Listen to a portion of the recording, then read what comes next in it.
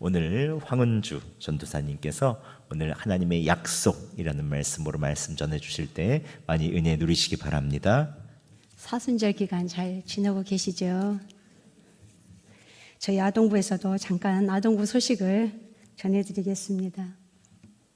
우리 아동부는 지금 매해년마다 이 사순절 기간 동안에 말씀 필사를 하거든요. 아이들이 1학년부터 6학년까지 고사리 같은 손으로 이렇게 몇 구절은 안 되지만 매일매일 40일간을 2월 18일부터 4월 4일까지 주일은 빼고요. 그래서 매일같이 이렇게 필사를 하고 있습니다.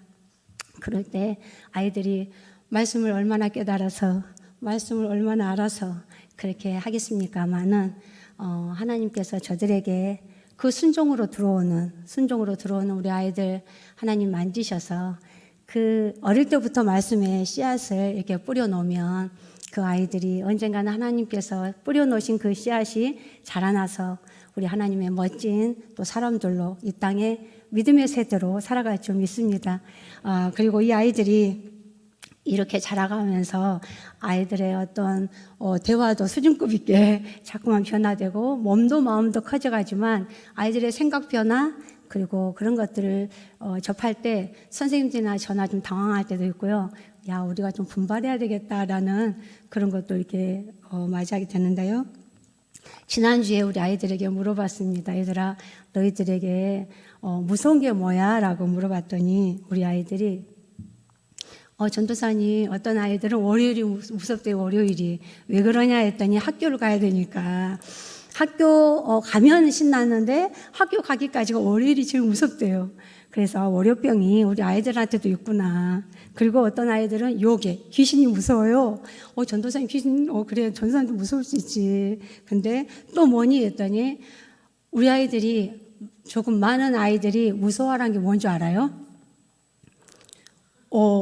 생각도 안 하고 바로 나오는 것이 엄마요. 엄마가 무섭대요. 그래서 그런데 제가 말씀을 준비하면서 제 막내에게, 저희 집 막내에게도 물어봤어요.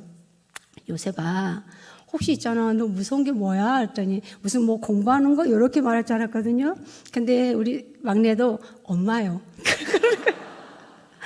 나 진짜 엄마들 분발해야 되겠다. 이거 뭐야? 왜 그러지? 했더니 제가 요셉이한테 뭐라 그랬냐면 엄마는 뭐예요? 했더니 야, 그렇게 말해. 네가 무섭다, 야.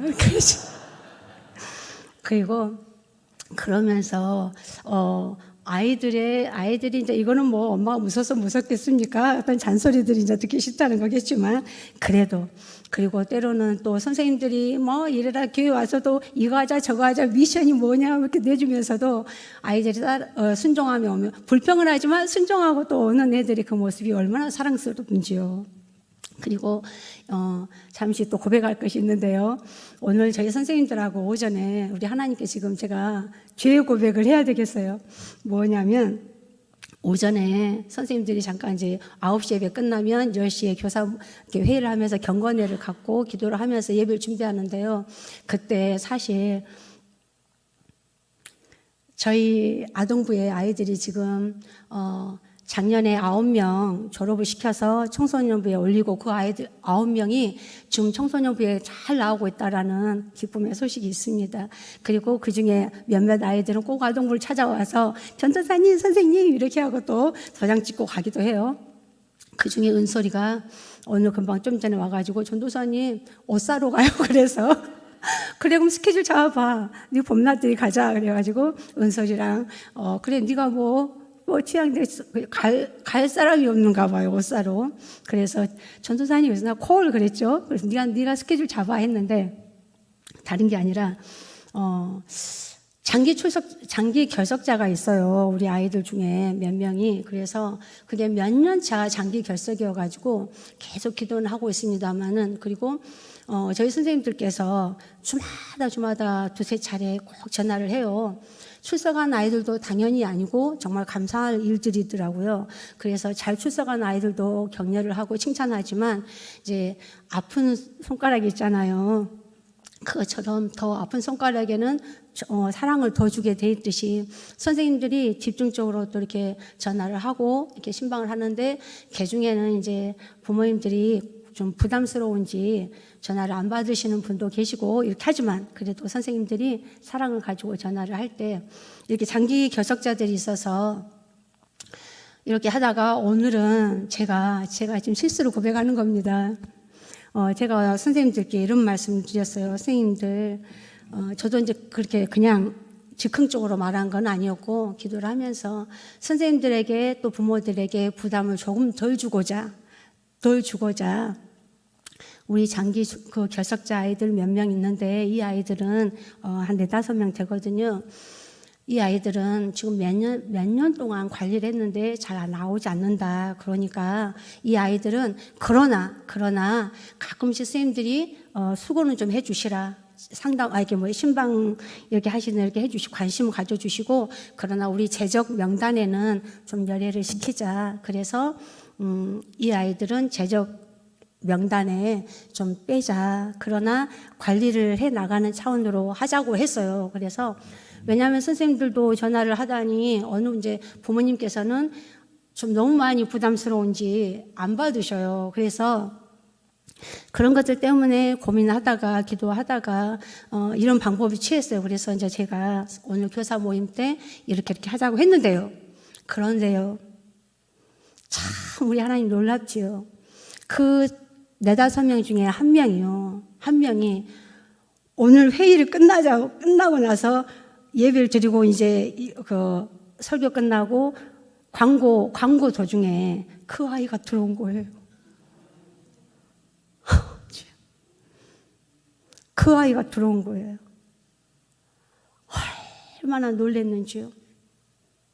그 아이가 도진이었어요. 그 형은 청소년부에 나오는지 모르겠지만 그 도진이라는 아이가 나왔어요.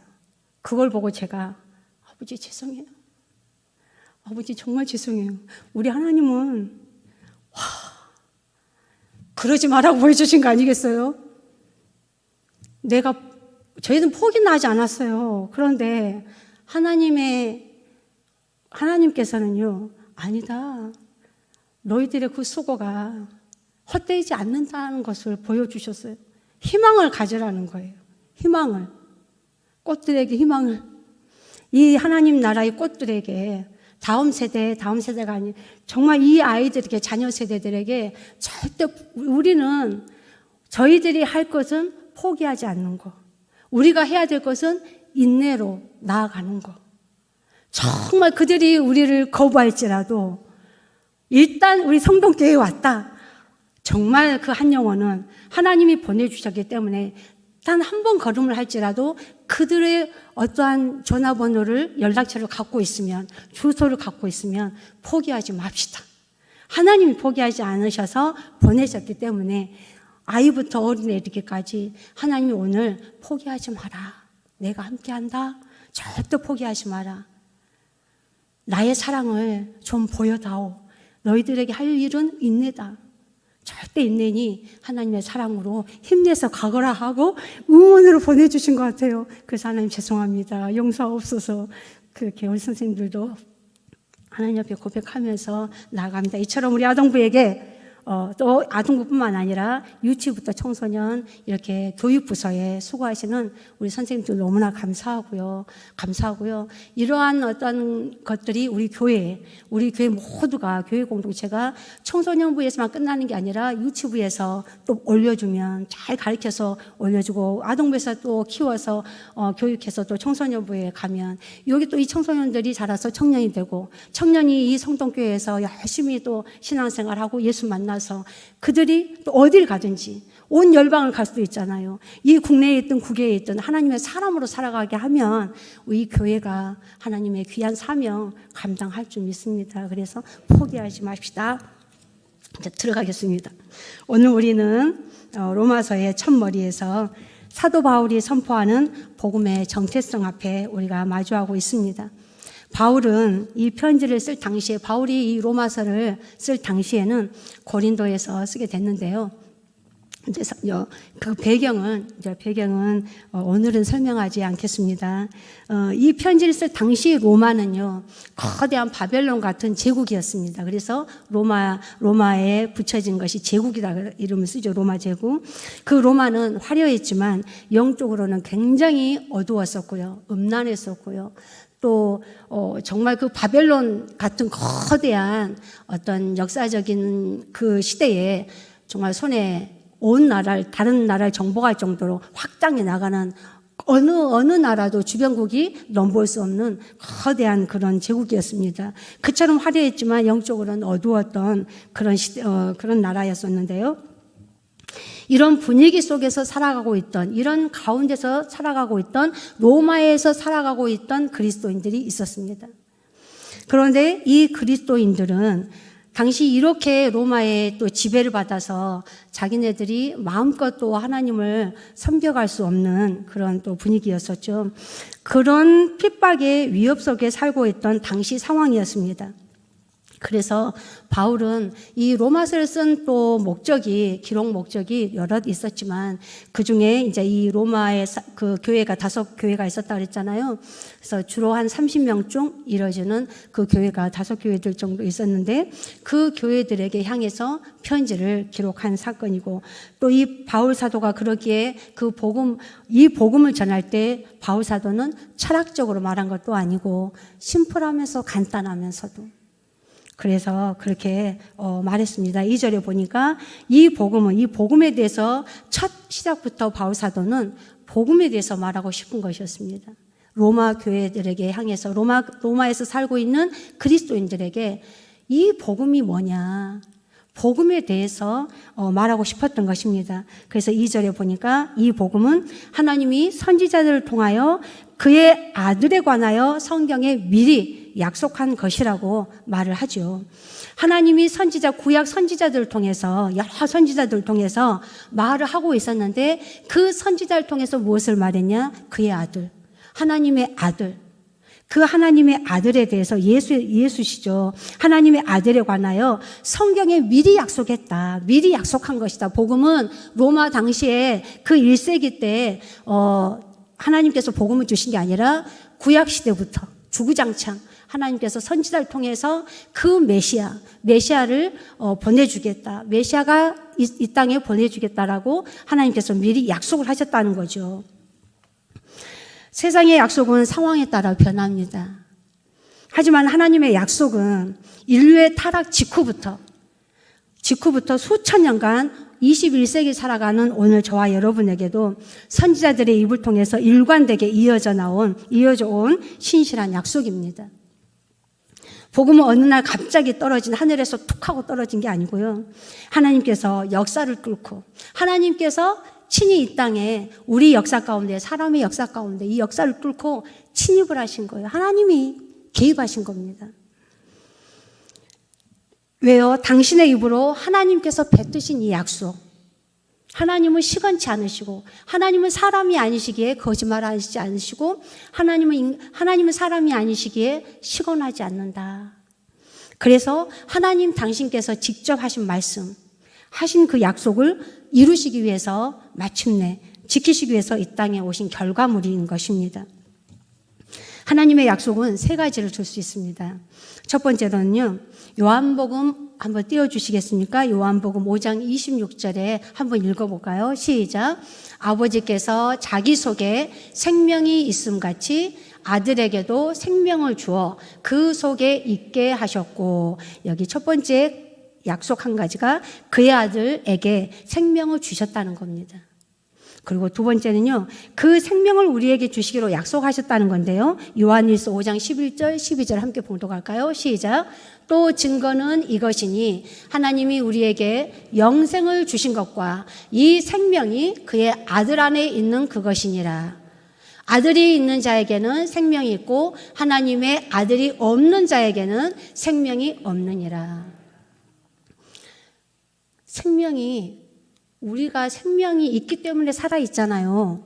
근데 우리의 생명은 참 생명이 아니라는 거예요. 생명은 하나밖에 없습니다. 그래서 예수를 독생자라 그러죠.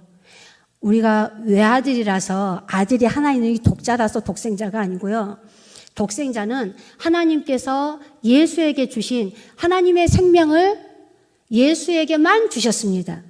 하나님의 생명을 예수에게만 주셨어요. 그래서 예수님을 독생자라고 그러는 겁니다. 그래서 이 생명이 있는 자는 살아있는 자고요. 이 생명이 없는 자는 사생아라는 겁니다. 사람들이 지금 다니고 이렇게 우리 사람의 눈에 걸어 다녀서 살아있네 할지라도 그 살아있음이 나중에 죽음이라는 것을 맛보게 되죠. 우리 또한도 죽지요. 그런데 지금 살아서 걸었다 해서 산 게 아니고 그 사람 안에 생명, 참 생명, 예수가 있냐 없냐. 그래서 그 예수를 믿는 사람, 그 예수를 소유한 사람, 그 예수와 함께 동행한 사람, 그 사람이 살아있는 사람입니다. 하나님께서 보시는 것이요. 그리고 세 번째 약속입니다. 그 약속을 아들 예수를 이 땅에 보내주셔서 그 아들을 통해서 이루심입니다. 우리 요한일서 4장 9절 읽어볼까요? 시작. 하나님의 사랑이 우리에게 이렇게 나타난 바 되었으니 하나님이 자기의 독생자를 세상에 보내심은 그로 말미암아 우리를 살리려 하심이라. 아멘. 이 세 가지가 하나님의 약속이자 오늘 로마서 1장 2절 4절에서 말씀하신 그 복음을 심플하게 요약한 것입니다. 세 가지가 뭐냐면 복음인데 하나님의 약속은 복음인데요. 그 복음이 아까 2절에서 이 복음이 뭐냐 하고 3절 이렇게 막 2, 3절에서 풀어놨지만 결국 4절에 보니까 곧 예수 그리스도다라고 나오는데 그 하나님의 약속 세 가지가 뭐냐. 첫 번째 그 아들 예수에게 생명을 주셨다라는 거. 그리고 그 생명 대신 예수를 우리에게도, 그 생명을 우리에게도 주시기로 약속하셨다는 거. 그리고 마지막 세 번째가 그 약속을 아들 예수, 그 약속 대신 아들 예수, 즉 그 약속 대신 복음을 이 땅에 보내주셨다는 겁니다. 하나님이 개입하신 거예요. 이 땅에 침투하신 거예요. 하나님이 이 땅을 침투하신 겁니다. 왜냐하면 우리가 죄로 인해서 이 막힌 담, 죄로 인해서 하나님 앞에 우리가 하나님의 형상으로 지음은 받았으나 죄로 인해서 하나님 앞에 쫓김 받았잖아요. 그래서 이 땅에 어느 누구도 하나님 앞에 갈 수가 없잖아요. 그래서 사람들 마음에 하나님이 창조하실 때 우리 사람에게만큼 하나님을 신을 갈망하게끔, 하나님을 갈망하게끔 우리에게 심어 놓으셨어요. 그래서 이 사람들이, 죄를 지은 사람들이 왜 예수 믿는 사람이든 믿지 않는 사람이든 왜 신을 찾냐, 종교를 찾냐, 두려우니까요. 빌어야 될 사람들이거든요, 우리는요. 누군가에게 의지하고 그 신이라는 존재 앞에 무언가를 만들어 놓더라도, 우상을 만들어 놓더라도 나의 연약함을, 나는 나를 어떻게 의지할 수 없으니 나를 대신할 그 힘 있는 어떤 것, 돈이 됐든 권력이 됐든 어떤 사람이 됐든 그렇게 우상을 만들어 놔야 내가 편하거든요. 나를 이끌어 주라고. 그래서 이 하나님께서 우리를 지으실 때 하나님을 찾게끔 만들어 놓으셨어요. 그러나 잘못된 이 막힌 죄의 담에 하나님을 찾아갈 수 없기 때문에 온전하게 그 신을 찾아갈 수 없죠. 그래서 사람들이 우상을 만들어서 숭배를 하는 겁니다. 당연한 거죠, 어찌 보면. 그런데 우리에게는 우리에게가 아니죠. 이 땅에 하나님이 침투하셨는데 이 막힌 담을 죄로 인해서 죄로 온 우주를 막아버리는 이 우주에 죄의 권세가 장악하고 있는 이곳에 하나님이 침투하셨습니다. 이 땅에 우리 인간의 이 사람의 역사 가운데. 그래서 그 침투하신 게 뭐냐? 복음이라는 겁니다. 그렇다면 이 복음이 왜 하나님의 약속이며 생명입니까? 복음은 하나님의 신실한 약속의 성취인데요. 즉 하나님께서 구약 전체를 통해 메시아를 보내주시겠다라고 그렇게 말씀하셨는데 이 약속을 지켜주셨기 때문에 복음이 하나님의 생명 또 신실한 약속의 성취이죠. 육신으로는 3절에 보니까 육신으로는 다윗의 혈통에서 나셨다라고 하셨는데 이는 하나님께서 다윗과 맺으신 언약이 있어요. 그 언약을 신실하게 이행하신 증거입니다. 우리가 예수를 믿는 이유는 그분이 어느 날 갑자기 우리에게 나타난 히어로, 영웅이라서가 아닙니다.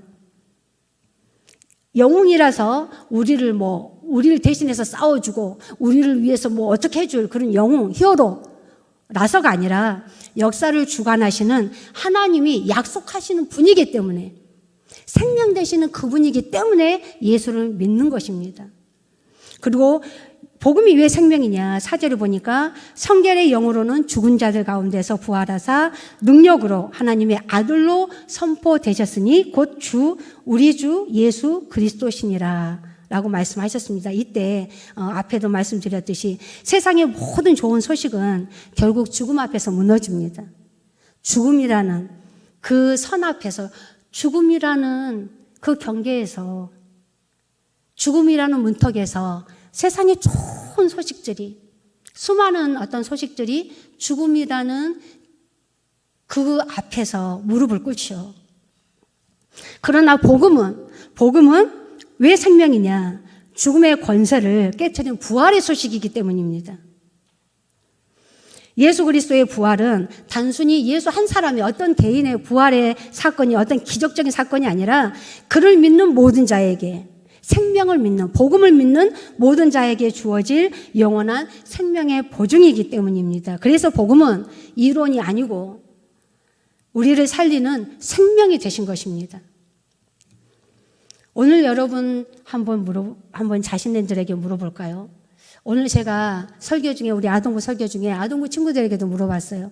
얘들아, 베드로가 오늘 마태복음 이렇게 설교했는데 베드로가 16장에 16장 13절부터 읽었는데요.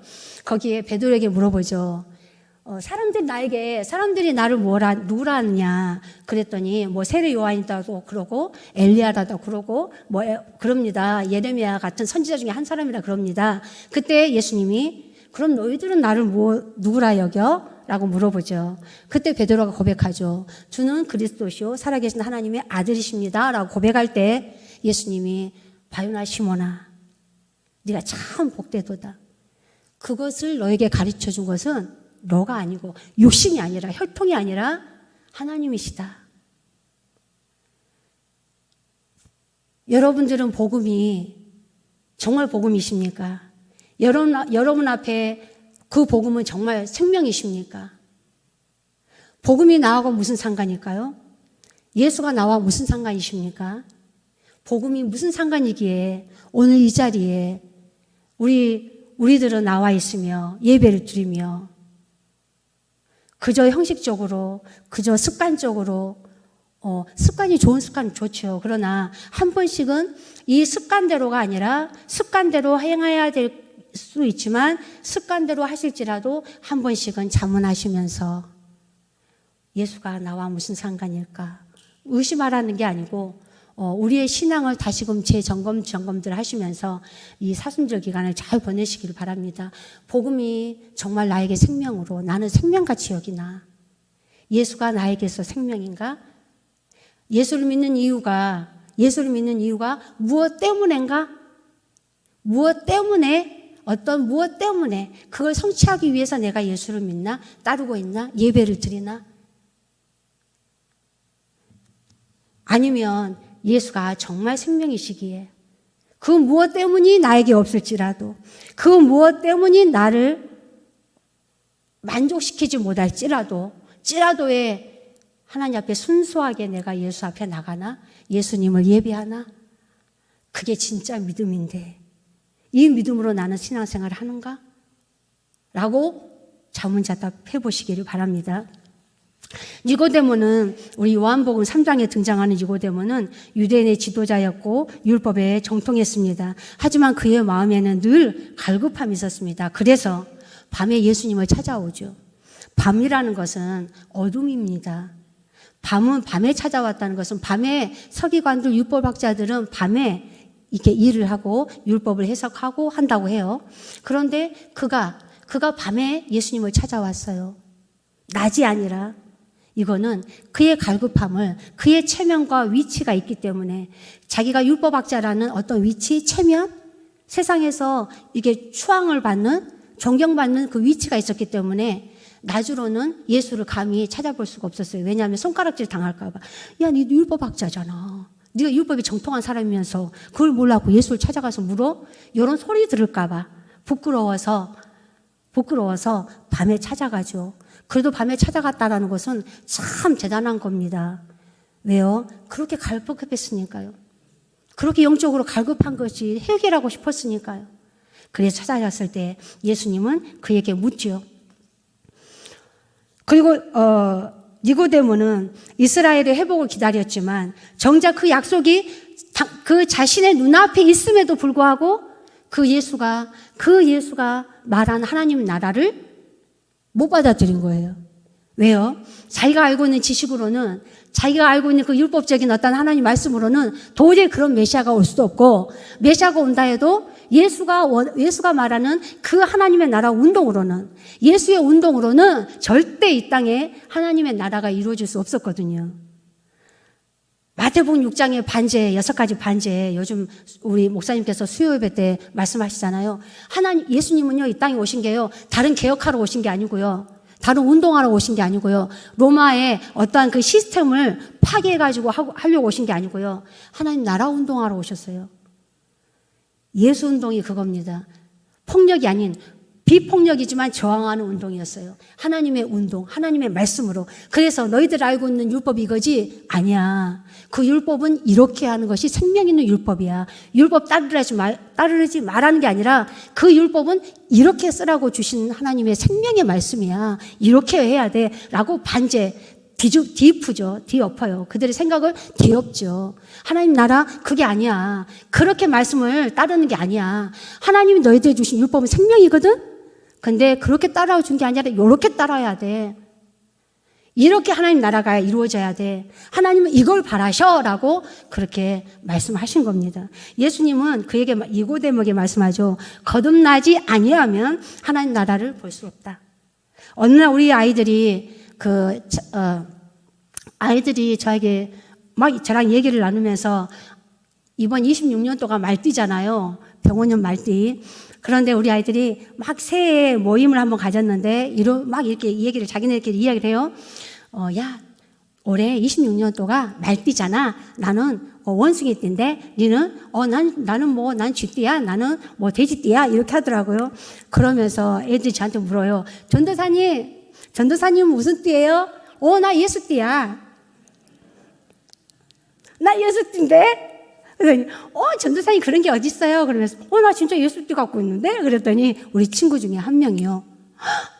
전도사님 저 그거 갖고 싶어요. 할렐루야. 전도사님 저 그거 예수띠 갖고 싶어요. 어떻게 해야지 예수띠 가져요? 누구야? 할렐루야 외쳤죠. 그래서 한 명 한 명 아이들이 전도사님 저도 주세요. 저도 갖고 싶어요. 아니 그건 내가 줄 수 없는 건데. 있잖아. 너희들 다 있어. 너희들이 안 믿어서 그래. 너희들 예수 믿어 안 믿어? 예수님 믿어요. 그럼 너희들한테 예수띠가 있는 거야. 그걸 믿어. 아 그래요? 나한테도 있어요? 있어. 그렇게 한바탕 웃음으로 이게 지나간 적이 있습니다. 여러분, 니고데모는요, 그 앞에 예수가 찾아와서 하나님 나라에 대해서 말하고 예수의 그 생명에 대해서 말했지만 니고데모는 본인의 그 지식 앞에 가지고 있던 그 체면을 내려놓지를 못했어요. 그러니 육안으로는 볼 수가 없는 거죠. 육안으로는 절대 볼 수가 없는 거 아닙니까? 거듭나야. 그 거듭남을 어떻게 우리가 보여줄 수 있습니까? 예수를 믿을 때, 내가 복음을, 하나님 말씀을 내가 아멘으로 받아들일 때, 받아들이고 싶어도 받아들이지 못한다고 하는 사람도 있지만 이것도 은혜입니다. 받아들임도 은혜더라고요. 근데 이 거듭남은 우리가 어찌할 수 없잖아요.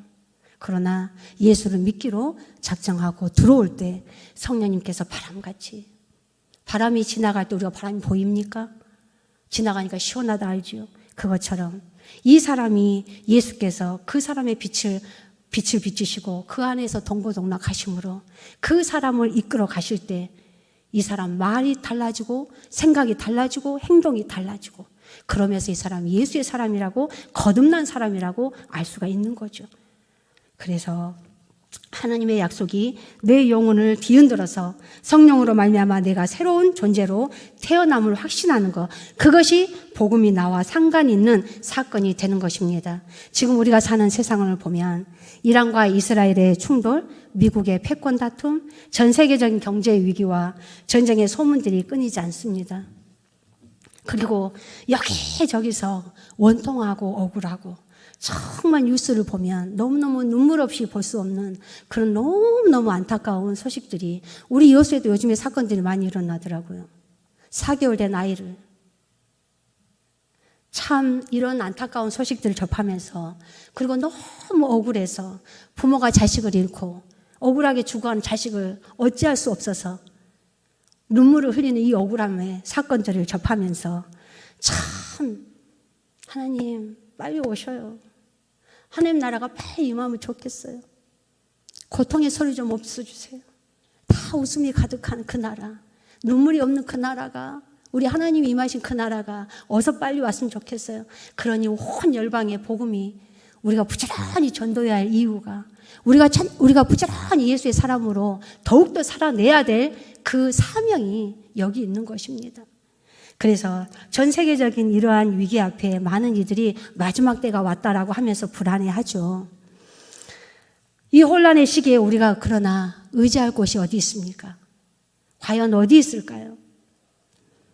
세상 나라는 흥망성쇠를 거듭하지만 우리 본문 4절에 선포하기를 부활하사 능력으로 하나님의 아들로 선포되셨으니 곧 우리 주 예수 그리스도니라 라고 하신 이 예수밖에 우리의 피난처가 어디 있겠습니까? 우리의 반석 되신 예수밖에 우리가 의지할 곳이 어디가 있겠습니까? 예수의 부활은 죽음이라는 인류 최대의 절망을 깨뜨린 사건입니다. 중동의 전쟁터나 강대국의 정치판이 역사를 이끌고 뒤흔든 것 같지만 사실 역사는 하나님의 약속대로 흘러가고 있는 것입니다. 복음은 이 혼란 속에서 우리가 침몰하지 않게 붙들어 주시는 영혼의 다시입니다. 오늘 오전에 우리 목사님께서 말씀을 출애굽기 20장 말씀을 전하시면서 하나님의 질투에 대해서 말씀해 주셨습니다. 하나님의 그 질투는 우리의 관점으로, 우리 인간의 관점으로, 우리가 무엇을 채우지 못할 때 우리 사람들은 질투가 나잖아요. 내가 갖고 싶은데 그게 사람이 되었든 물질이 되었든 어떤 명예가 되었든 내가 갖지 못한 것에 대해서, 저 사람이 갖고 있는 것에 대해서 내가 시기나고 질투나잖아요. 그러나 그 개념으로 하나님의 질투를 아시면 안 된다고 우리 목사님께서 말씀하시잖아요. 그 하나님의 질투는 우리를 보호하는 보호장치라고 생각하시면 됩니다. 하나님의 질투는 우리가 이 질투의 부정적인 개념으로 보니까 질투를 이상하게 생각하지, 하나님의 질투는 바꿔 말하면 우리 하나님의 거룩한 열심, 우리 하나님의 사랑, 우리를 향하신 사랑이에요. 우리가 하나님이 우리를 사람을 이 온 피조물을 창조하시고 그중에 우리 사람을 하나님 형상대로 창조하셨을 때 이 사람에게만큼은 하나님을 섬기도록 만드셨어요. 피조물로 만드셨어요. 그런데 그 사람이 이 본분을 다하지 못해서 살아갈 때 하나님이 이 땅을 침투하신 이유는, 찾아오신 이유는 다시 회복하시기 위하심이에요. 예수 안에 불러들여서 이 예수로 말미암아 이루시려고 하신, 이루셨지만 이루어 가시는 그 상황들을, 그래서 우리를 한 사람 한 사람 예수 믿게 하셨고 복음이 전파됐고, 그래서 지금도 온 열방 중에 지금 전쟁이 일어나고 있는 이 이란과 또 그 땅에 주변의 중동 지역에도 지금도 복음이 있습니다. 레바논 얼마 전에 선교사님이 그 소식을 들었는데, 레바논 이 선교사님이 이제 거기에 지금 전쟁이 일어나고 폭탄이 터뜨려지니까 있다가 피난해라 그래서 지금은 조금 나와서 다른 곳에 계시면서, 레바논에서 그렇게 양육했던 아이들이 지금 뿔뿔이 흩어져서 이 선교사님하고 줌으로 성경 공부를 하고 있는데요. 지금 그 위에는 폭탄이 날아가는 소리, 막 총알이 이렇게 막 이렇게 하는 그 총소리들, 아우성이랍니다. 그럼에도 불구하고 복음 향한 그 희망이 있기 때문에, 복음은 전쟁통에도 계속적으로 이루어져 가야 될 일 아니겠습니까? 복음은 수독되지 않는 겁니다. 복음은. 그래서 우리는 전쟁터에 있는 우리의 상황은 아니지만 그런 심령을 가지고 하나님 나라가 이 땅에 하나님의 그 생명이 아직도 갖지 못한 그 생명들이, 그 영혼들이 있기에 우리는 이 자유국가 속에서 있는 우리들은 안타까운 심정 가지고 눈물로 오늘 한 알의 미라를, 한 알의 그 씨앗을 뿌려야 되지 않겠습니까? 그래서 우리도 같은 처절한 마음으로 그 전쟁이 종식되기를 바라고, 그러한 세계 속에서도 복음을 전하고 있는 선교사님, 그리고 그 복음을, 그 성경 한 권을 쥐고 싶어서 우리는 그냥 아무렇게나 이렇게 좀 소홀하게 여기는 이 성경책, 그들에겐 그 성경책 한 권을 얼마나 큰 보배로 여기는지, 그 성경책 한 권을 갖고 싶어서 그 성경 읽는 것을 큰 복으로 여기는 그 아이들, 그곳의 성도들, 그러면서 하나님을 알아가는 그 기쁨 속에 거듭나는 그 일들이 지금 일어나고 있어요. 그래서 이 복음은 하나님을 쉬지 않습니다. 폐하여지지 않는 하나님의 이 약속을 우리도 폐하지 말고, 제가 서두에 여러분들에게 고백한 것처럼 우리에게 가져야 될 것은 인내. 우리는 포기가 없어야 돼요. 포기란 단어 우리에게는 없어야 될 줄 믿습니다. 하나님이 포기하지 않고 하나님이 일하시는데 우리가 수도하면 되겠습니까?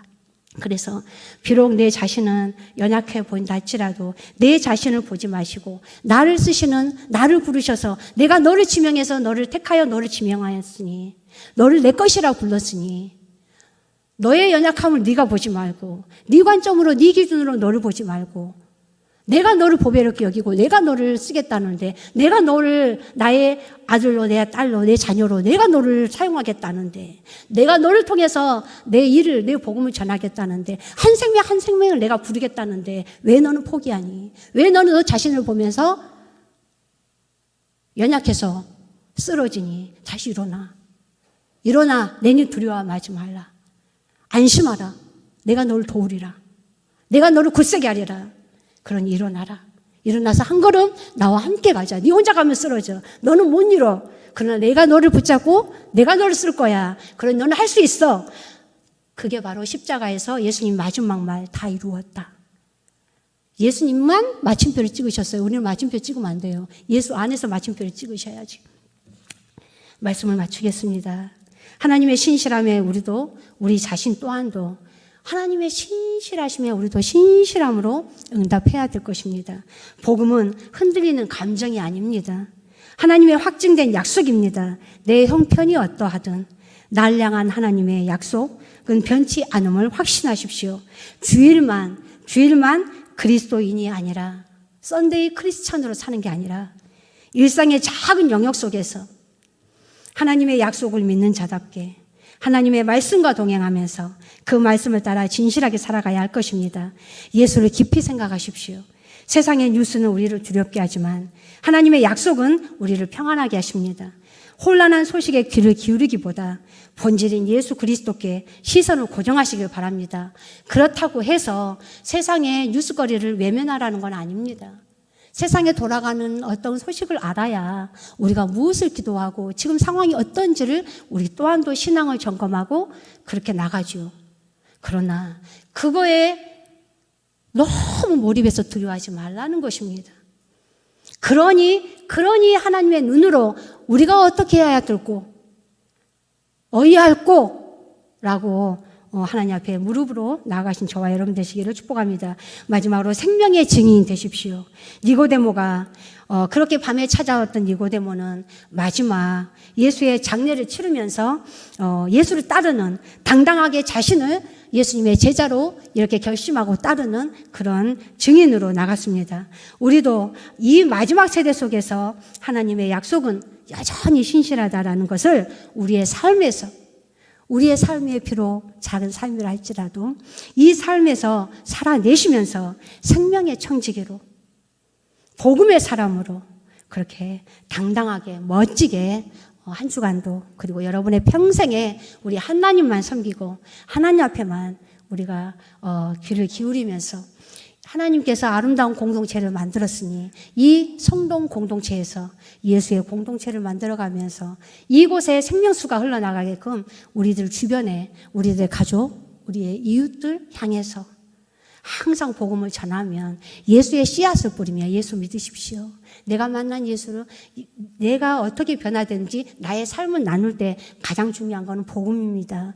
예수가 나를 어떻게 변화시켜주는지 그 변화시킨 예수가 생명이라는 것을 전하시면서 이 성동교회, 이 예수 공동체가 되는 성동교회로 많은 사람들이 와서 생명을 얻어가는 그 생명을 살리는 그 일에 충성되이 쓰임받는 저와 여러분 우리 모든 성동교회가 되시기를 주의 이름으로 축복합니다.